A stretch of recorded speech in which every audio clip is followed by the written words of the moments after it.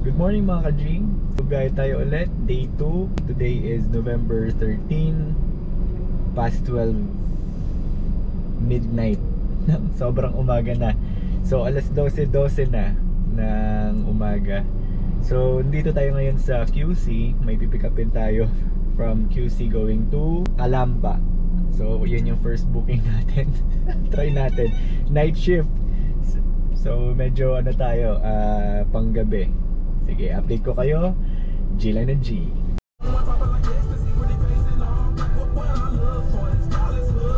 So dito na tayo sa Victory Liner entrance. 12:24. 5 kilometers, around 5 kilometers pala yung layo niya sa akin kanina. From the pick up from kung saan ako banda sa along Ortigas Avenue going here. Wait lang, tawagan natin si Madam.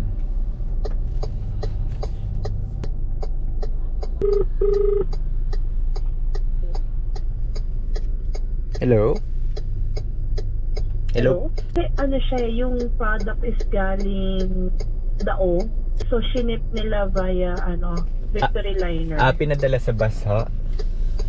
Oo. Sabihan ko na lang na... Yep. Okay? Sige po. Oo. Chief?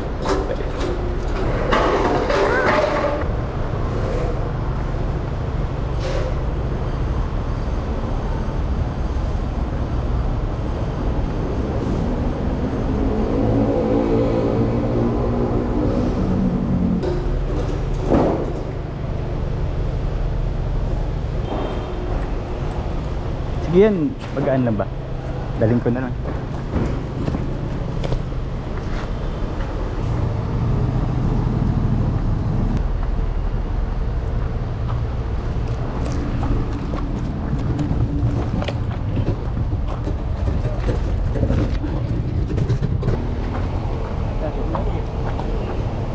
Ay, di, ayusin ko lang. Sige, lagkarga mo na lang, Chief.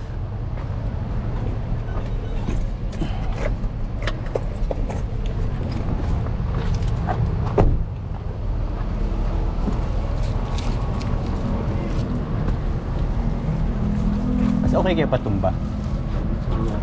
Pataas ay patayo. Hindi, tanggalin ko muna yung isa.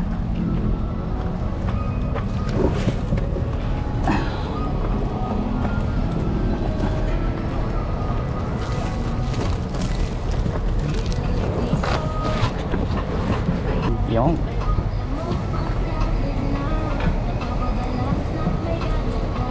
Chief, thank you.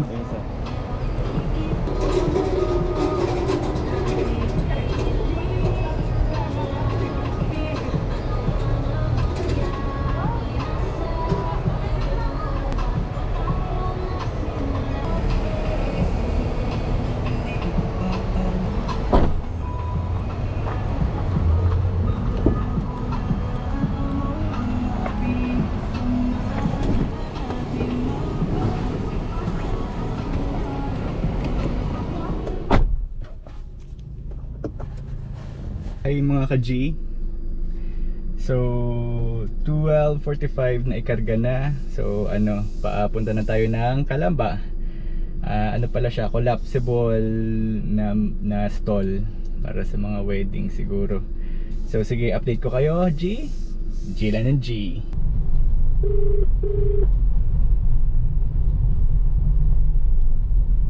Hello po.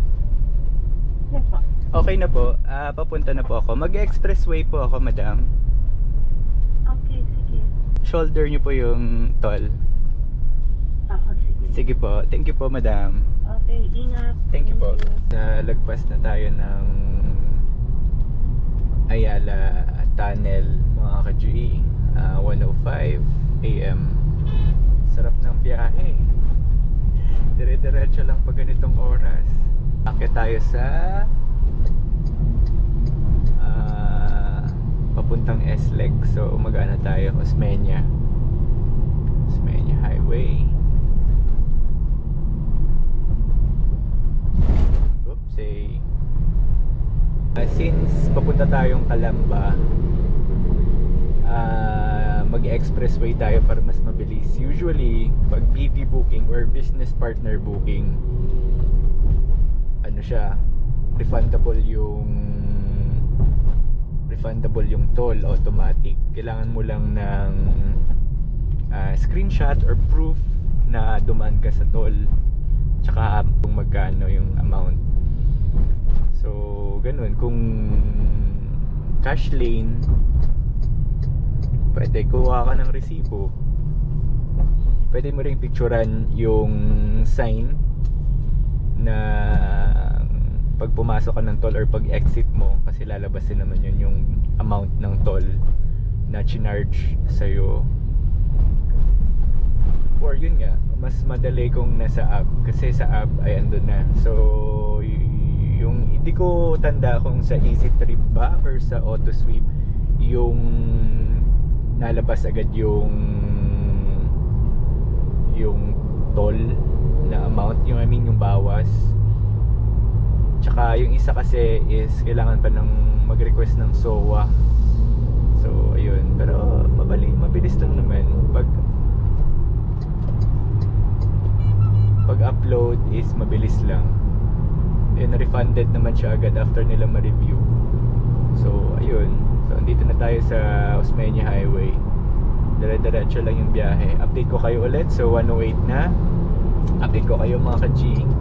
Yeah, I can make an agreement with him on what you're going to pay him on his next deal, and then go and do your other shopping and play with the cap space that you would have. Kinigtan tayo available. So the Lakers could actually wind up being Lakers a really big update. spender out there on the market. But how $3 million deal?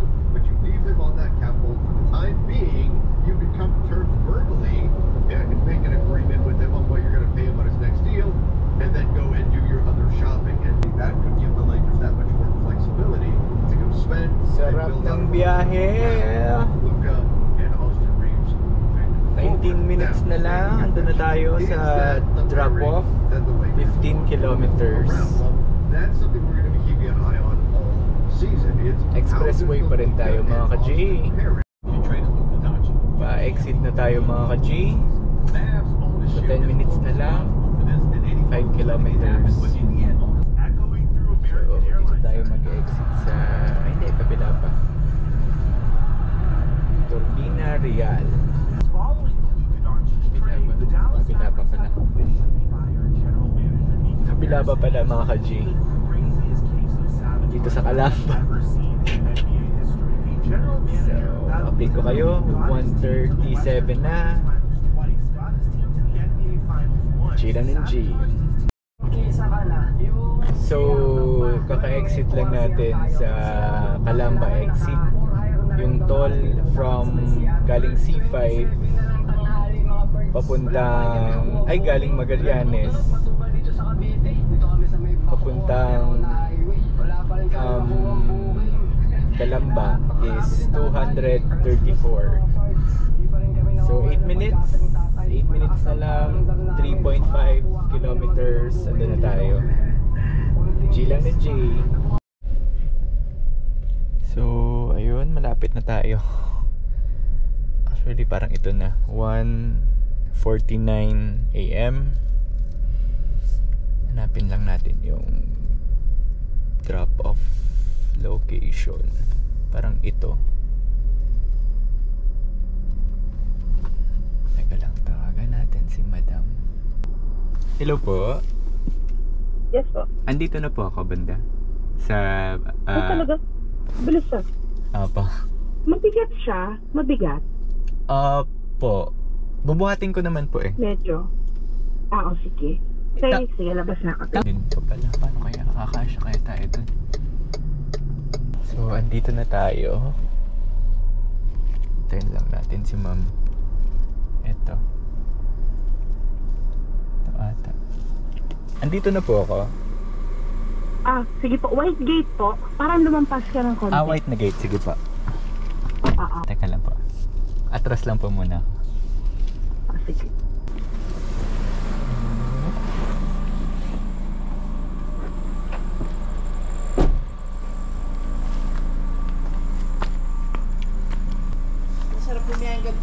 Opo, mabilis lang.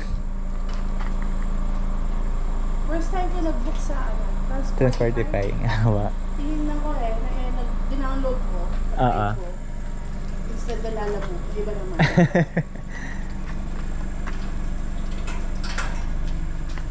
Ano po, 234 yung toll. Opo, ito po.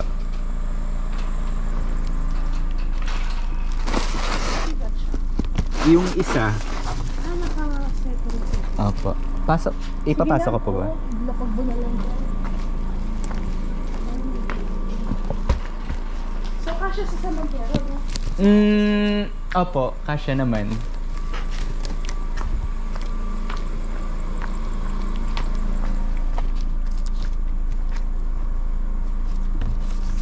Gabi ka talaga makabuhay. Inatid ko kasi yung...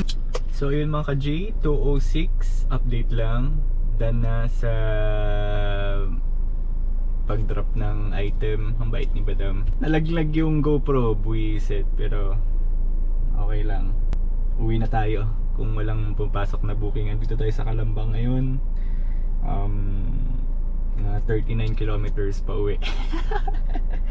Pero mas malapit compared pag nasa galing sa Manila. So yun, G lang ng G.